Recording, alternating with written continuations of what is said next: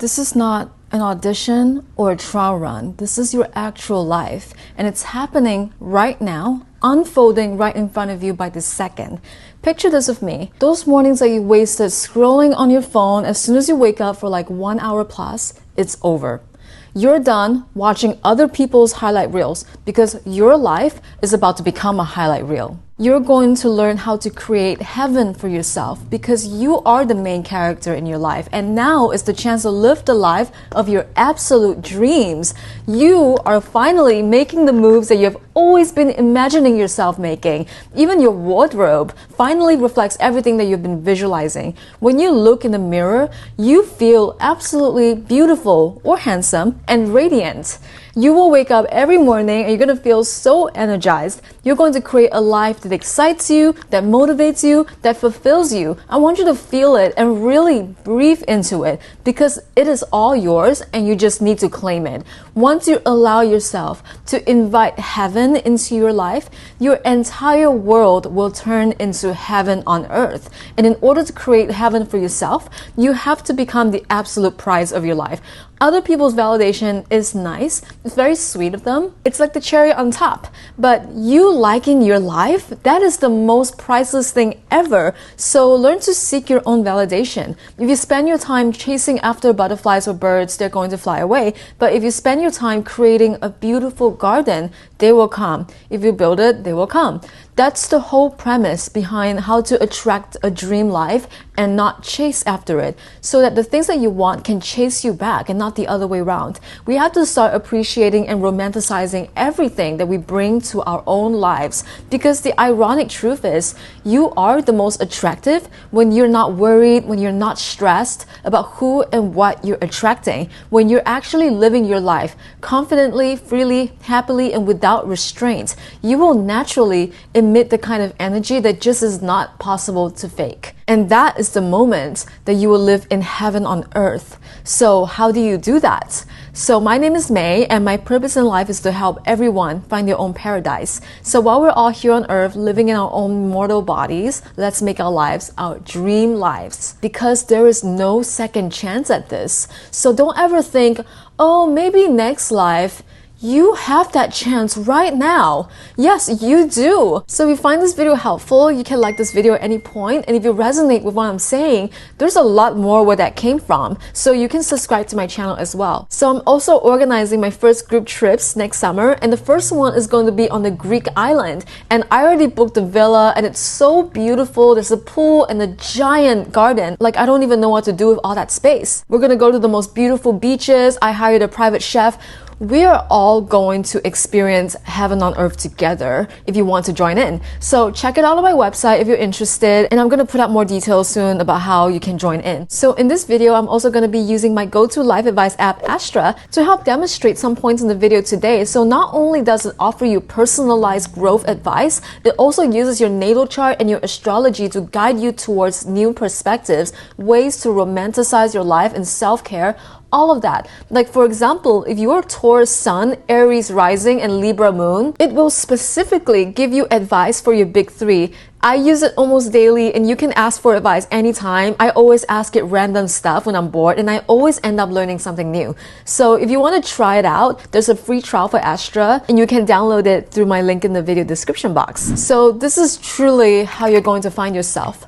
If you ever think that some part of you is broken or not capable of it somehow, and this is all wishful thinking, you are not broken, I promise you. In fact, it could be the lens that you see yourself through that's actually broken. So fix the lens of your problem and trauma that you see yourself through, and that is how you can see through the cracks and have that vision of your real self, your incredible self. It's like literally having a glass wall in front of you, and on the other side is your dream life.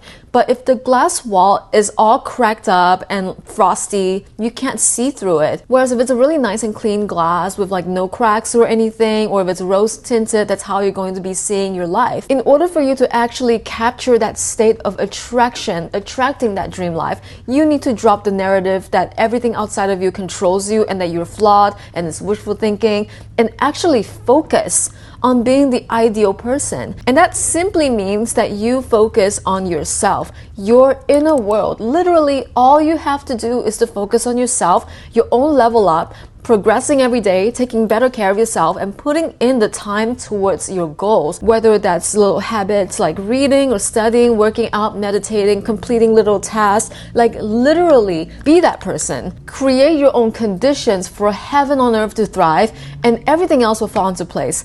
It might be a grind at first, maybe, but then I promise you one day everything will click and it will become effortless. Everything is made of energy, and where your attention goes, that's where your energy flows. So when you focus on yourself, energy flows to you. And then if you focus on other things, then the energy will flow to whatever it is you're focusing on. Think of it like a tornado, right? Imagine a tornado is you, and that's where your attention and your focus should be. By focusing on yourself, the tornado, which is the inner you, will grow bigger and stronger, and it will pull and attract more things to you and more of your desires into the strong winds. And the strong winds are the energy that pulls whatever is around it. And if you focus on other things and get distracted, then the tornado is going to get weaker and weaker, since the winds, the energy, will flow and go to other places rather than that singular focal point, which is yourself. So since the winds and the energy is dispersed, the tornado's pull, the attraction, is very weak. That's why they say don't chase, because when you chase, your attention is outside of yourself, and therefore the energy is not flowing to you. When you focus on yourself, it's literally so magnetic and so hot and so attractive that people will literally just jump out of the woodworks for you because you're so well put together. You're so dreamy, you know? That's what I mean. It's not a trying process. You don't have to try and get someone else's attention or to get a certain type of job or whatever, when you yourself is just so on point that people will literally just give these opportunities to you or just be attracted to you. That's why the way that you spend your time during the day is so important. Every single thing that you do is a physical manifestation of who you are. You don't have to try too hard. That makes you a wannabe, and wannabes tend to be desperate, and you don't want desperate energy. You're not a wannabe. You are that binge. Become that person you wish someone else would be for you. Get up early so you can go get your coffee from your favorite coffee shop on your way to work. Pick yourself back up when you fall down. Be soft and guide yourself out of the dark places that you fall into within your mind. When you're in the downward spiral, pick yourself up again. Stop waiting for someone else to come into your life before you start living in it. Be that person you wish was there for you in your life. Get to know yourself. Learn to enjoy spending time with yourself. Find all the little things that excites you, that you love, and get even more of that so that you can fall in love with the life that you made for yourself. And when someone does come along, you will have no doubts whether you're in love with them or not, or that you're just in love with the idea of not being alone. Because not being alone won't frighten you anymore. Because you know at that point that being alone will actually be better than being with the wrong person. Because you have learned that being alone will help you choose the right person who's right for your heart. And after everything that you've become, that's what you deserve. And actually practice making decisions without asking everyone for advice, because this is how you get to know yourself. This is how you will learn to trust yourself. I think that many people out there are so afraid of being alone that they end up with wrong people because they just simply don't want to be alone. They're too afraid of being on their own. When really being alone is some of the most precious time that you have. I want to have more time to myself all the time. It's a blessing. It's truly a blessing. It's a blessing to feel independent from other people, that whenever you want to make a decision for yourself, you don't have to ask 5 people for advice. You really don't, because you can find that answer in you, within you. And what can also level up this even more is if you have a skill or a hobby that defines your sense of self that you can work on alone. It could be anything. It could be a sport, or you could be a really good chess player. You could be a painter, a musician. Having an interest in something is really hot. Or even create your own customs and traditions. So I just heard today that Italians, for example, use a tablecloth when they sit down and have meals. Maybe not everyone does this, but I think that's such a beautiful way to romanticize your life. Even just a simple act of drinking tea from a teacup can be such a way to romanticize your life too. And when you do enough of those things for yourself, that you're able to create and curate your inner world, that it eventually reflects into your external world, that things in the outside world don't matter anymore because that's not your idea of heaven. So if you're still not sure what you should do here, until you get very clear on what you want, you will end up with something that's sort of kind of almost but not quite it. New goals don't deliver new results. New lifestyles and new habits deliver results. And lifestyle is always going to be a process. So your energy should go into building better habits and better conditions for yourself, not chasing better results. So if you want to get more clarity and become very clear, you can keep refining it and refining it with each experience. It's a process. And I'm going to get into this a bit more right now, so don't worry. Tell this to yourself every day. I don't chase, I attract. So how do you do that exactly? If you don't like whatever's going on in your life, just take away its only power, your attention. You don't need validation from the physical world if you know exactly who you are, because have you ever experienced something that used to trigger you in the past, but it's no longer triggering you anymore? That's really such an amazing and powerful feeling when someone tries to pull some crap on you and you just let them do it and you're like, okay, cool, no worries. I'll just go do something else then. Bye. Detachment from the situation and the outcome and not actually acting on fear and reacting to it is so powerful. It really says a lot about how much power you have in order to be unbothered and prioritize yourself despite people trying to get to you. It will have people switching up so fast the moment they realize that pedestal that you had them on from before is actually gone. Like, you're going to start telling yourself that these people are so lucky to talk to you. They're so lucky to get your attention, to be with you. People in your life are lucky that you are allowing them in your life to experience you. And if they don't realize it, bye. In fact, they should go out of their way to see you. They should. If they don't want to, then too bad, you're busy. Like, it's giving, I'll see you later because I'm busy right now and I'm at the gym getting a six-pack and a big butt and I'm not thinking about you, I'm thinking about me. So the reason why I made this is because I've been meditating in the morning recently and I keep getting this message, don't chase, attract. And I always let my intuition guide me with these videos and I always try to tap in. But this is basically the opposite of what we've been taught in society, right? In society, the number of times that I've been told to chase my dreams, like I heard that a million times before. And the messages will come in, become obsessed with the results, with getting results, or you'll be average. And you'll get everything that you want in life if you do everything in your power to get it. There are people out there who spend their entire lives chasing their dreams, chasing, and they work so hard and they try so hard and they don't get it in the end. This is literally why people ask me all the time, what about all these people who work so hard their whole lives and they don't end up with anything? They need to watch my videos. Magnetic people don't try to attract. They are simply attractive.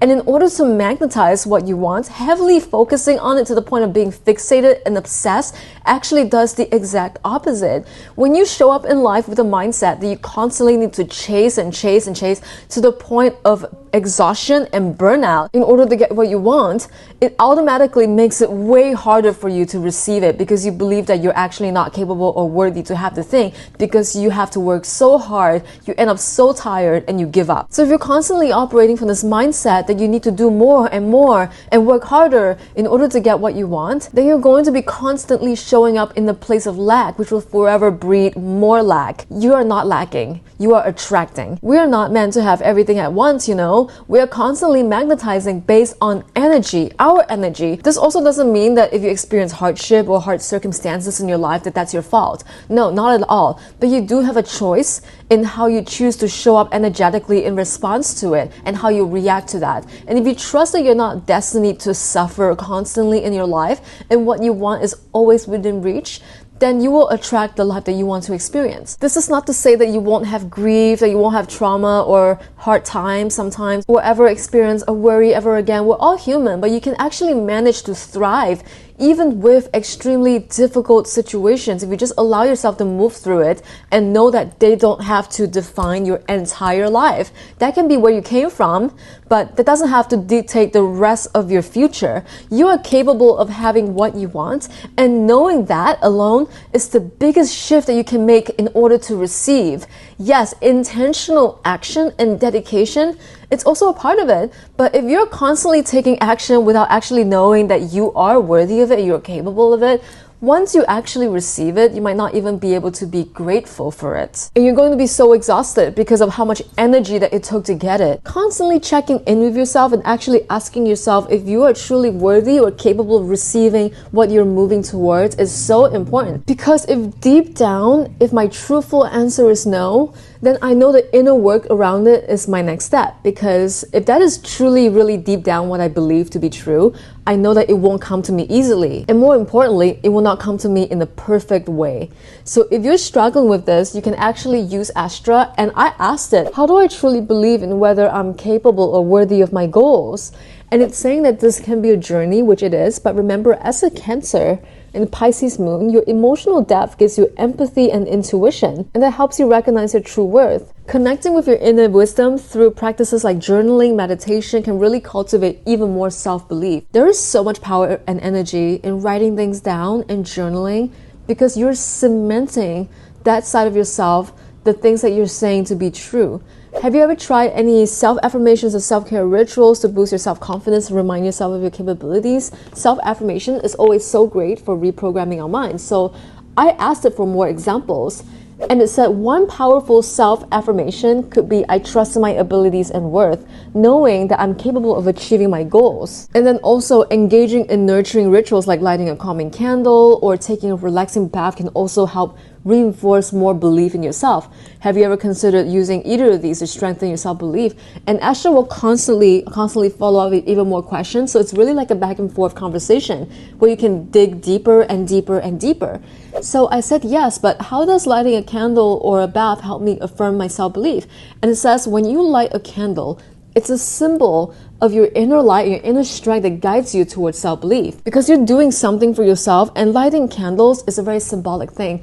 A soothing bath can also be a form of self-care. It allows you to relax, reflect, and connect on your emotions. And it's also creating a peaceful space for meditation where you can affirm your goals and your capabilities. So it's asking me, how do you feel after practicing these rituals? Do you feel a shift in your self-belief and your confidence? I would say yes, honestly. When I do this, I tend to, because I'm doing something for myself. And it reminds me that these acts of self-care is really just us physically committing to self-worth and self-love.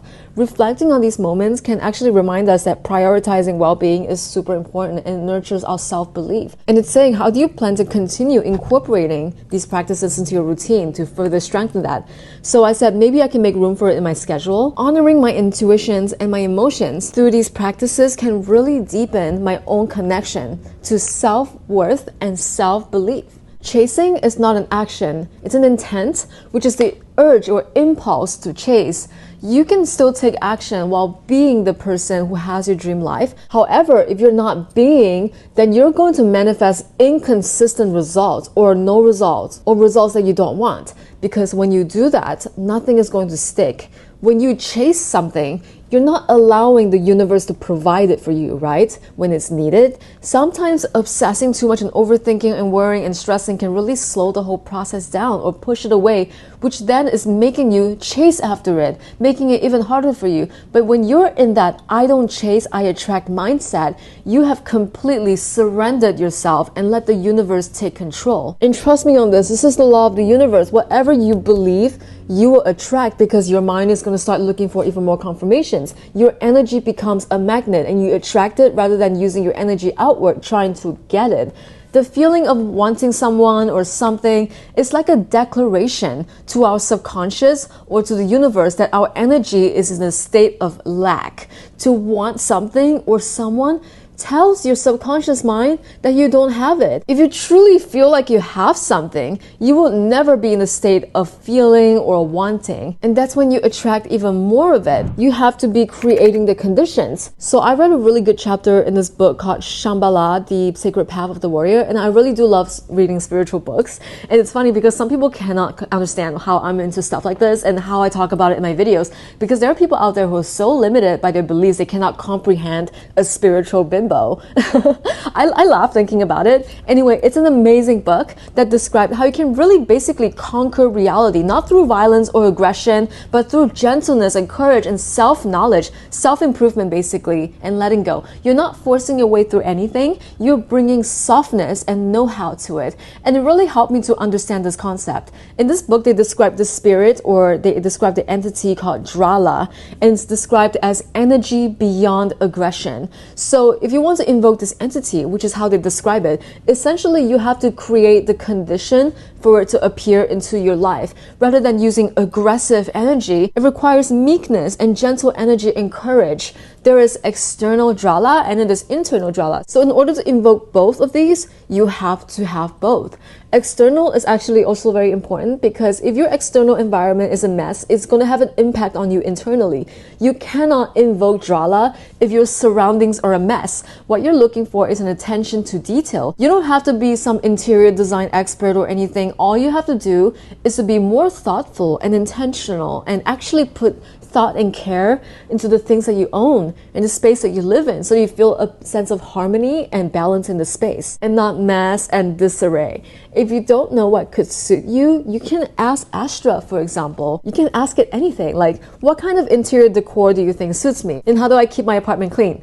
And it will read my sign and call out specifically my Cancer Sun, my Venus in Leo, cozy and inviting decor that also has that touch of luxury would suit me the best. And then it elaborates things like plush textures, warm colors, and elegant accents. So to keep my apartment clean, I can try setting a regular schedule that aligns with my routine. So incorporating small rituals like burning incense can really help maintain a harmonious atmosphere.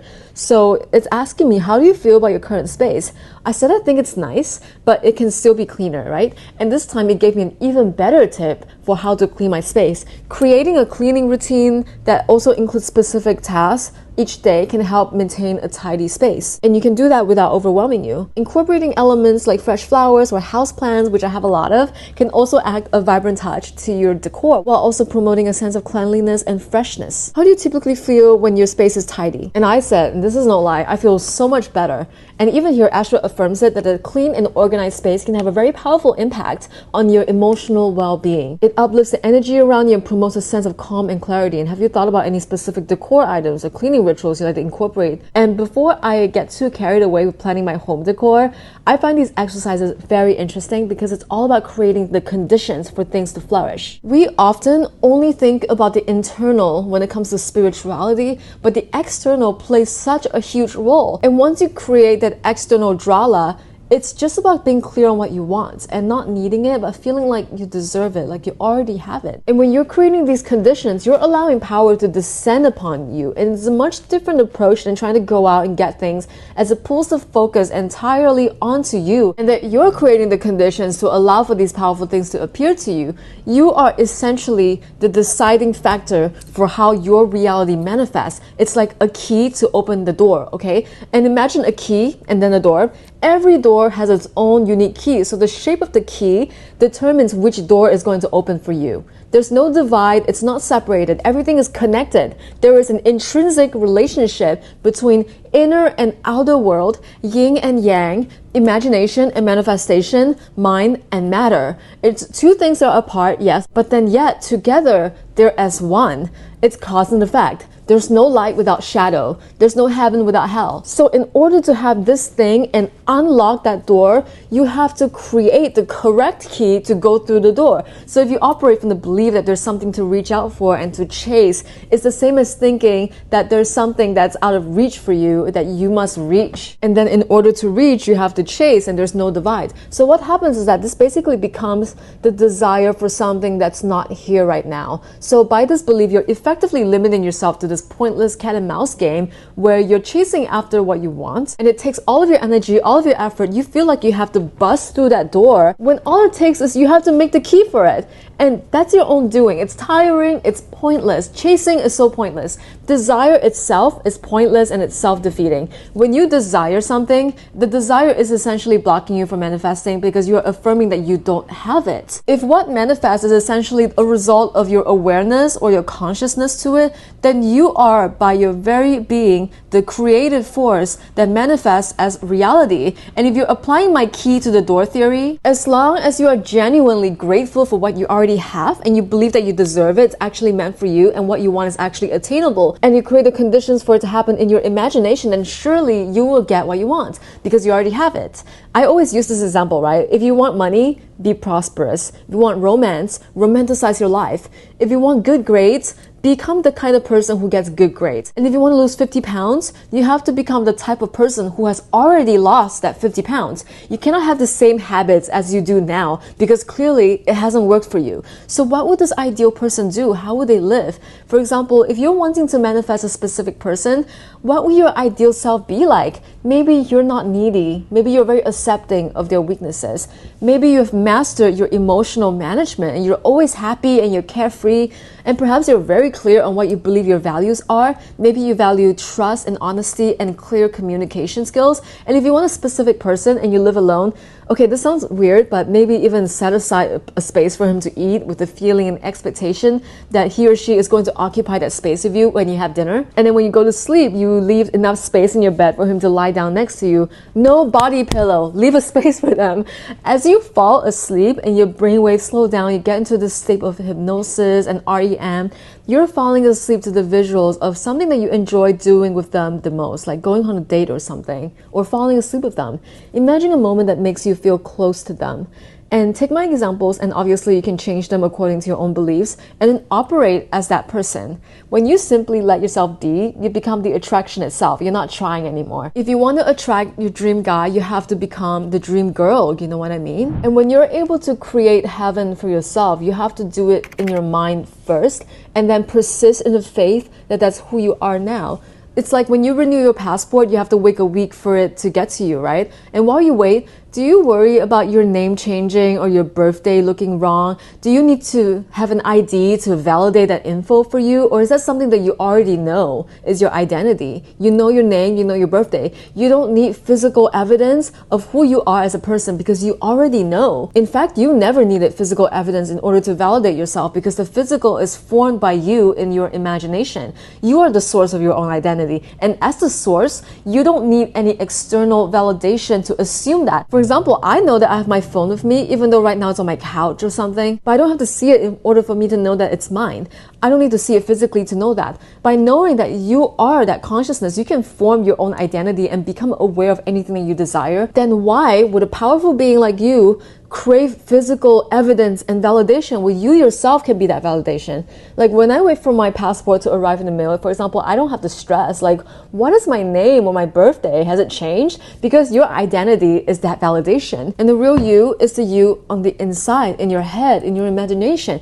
Who you are in imagination does not need validation. You're actually too powerful to want validation from something that changes constantly, which is the rest of the world, people, situations, things, jobs, because all of those things can be taken away anytime. Who you are in your imagination is the real you. So if you have in mind that, you have a job that pays you like $10,000 every week, and a lover that is in love with you, and you have clear skin, and you have a closet full of clothes that you saved on Pinterest, and somehow it's in your closet now, and you have gorgeous and healthy hair, all in your imagination, that's the real you. That's your real identity. The trouble actually comes with identifying with your physical realm instead. So if you're constantly identifying or looking for the evidence of who you are in real life, that's only forming a very vulnerable cycle where if something leaves you, a piece of you gets taken away. Like if you feel like you need to be with this specific person in order to become your ideal self, or you feel like you need to have something in order to be that,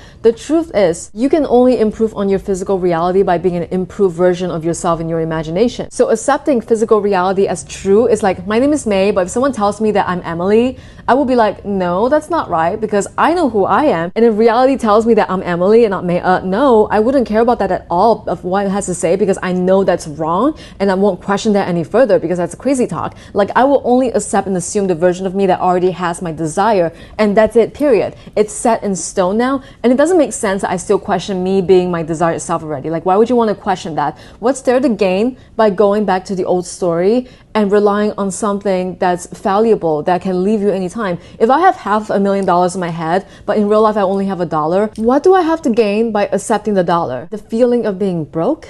Do I want that? No. I'd rather feel and identify as rich because I know imagination is the real reality. If you accept reality as it is and you have nothing to gain and you have everything to lose, literally, when you lose the things in reality, things actually get taken away from you. But nothing can take away from you what you know is true in your head. Remember, everything is neutral until you give it meaning and you identify with it. You make things special with your energy, because someone can be manifesting their ideal body, and if they see reality showing them in the mirror that they don't have it, and if it doesn't actually match up with what they see in their head, you can just throw that away and just keep persisting in that inner self and that inner desire. Eventually, they're going to have it and the world is going to bend to them. And at that point, they're going to see very clearly what it will actually take to get there, because they are living in the conditions of the person who has it. It's funny because I had someone question me about this lately, about like, oh, that's not the point of manifesting. All you have to do is to affirm and you get it. Yeah, but if you want to lose 50 pounds, for example, and all you're doing is eating 3 party-sized potato chips every day, and you think that you're living as the person who has their ideal body,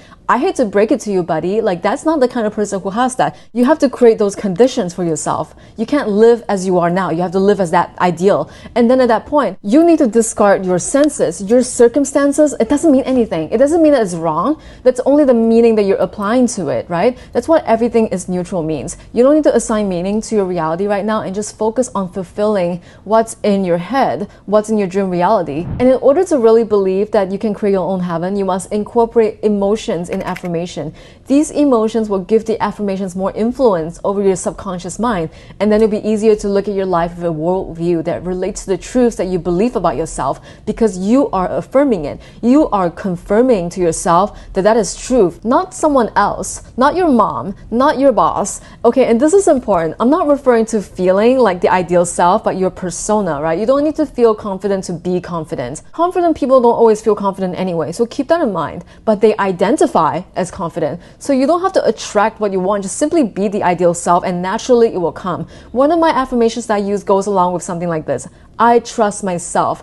I trust myself in my intuition. I trust that I will always be at the right place at the right time, because I will get myself there. If something feels like it keeps clashing and not working out, I trust that it will follow through as it's meant to be. Not to say that you can't put in effort in a relationship, okay? For example, to work through any issues, if it's not a reoccurring issue that does not get sorted out, then that's the chasing part. You can attract that right person by giving yourself love, and that energy will naturally lead you to that healthy relationship. And this will go the same for career as well. Let's say that you've been looking for a job, right? And it hasn't been working out. Maybe that means you need to just focus on building your resume a little bit more to attract and land that next job. So taking any failures as a shift and motivation to dig a little deeper. Is this what I want? Maybe I can look into different titles. Maybe my resume needs a little bit more refinement. By working on yourself and your frame of mind to be a little bit more open, you will open up to other opportunities that may be even more fitting for you. So I asked Ashley to help me create 10 to 15 more affirmations to help me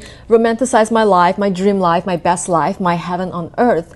And it says to me, absolutely, let's align some affirmations with celestial energies to manifest that dream life, right? And I love these. I'll read them to you, and maybe you can save them as well and screenshot it. I am a magnet for love and positivity, creating a romanticized life. Every day I take steps towards my dream life with passion and purpose. My life is a reflection of the beauty and abundance of the universe. I deserve all the love and the joy that the universe has to offer. I am grateful for the blessings that manifest in my life, creating my heaven on earth.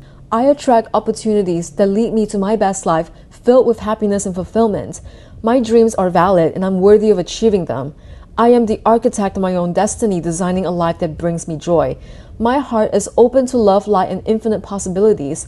And with each breath, I am creating a life that resonates with my soul's purpose. And then Astra will ask me, how do I feel about these affirmations? If I want to personalize them even further or explore more options. So you can get as creative and detailed as you like and make it just for you, just for yourself, because it's about your version of heaven. Do whatever you can to trust yourself and trust the universe that it will deliver to you, because you yourself and the universe will always have your own back, even when nobody else does. Everything will always fall into place. It's a feeling that you get, you know? We're not talking about logic today. Logic is what you need to build a house. And feeling is really how you manifest serendipitous moments into your life, because you just know that it's coming. You have faith. Another favorite affirmation of mine, along with I'm open and receptive to all the good and abundance that's in store for me. If you want things to always go your way, ask to receive it in the most perfect way possible. And that way you can have the universe show you how good it can get.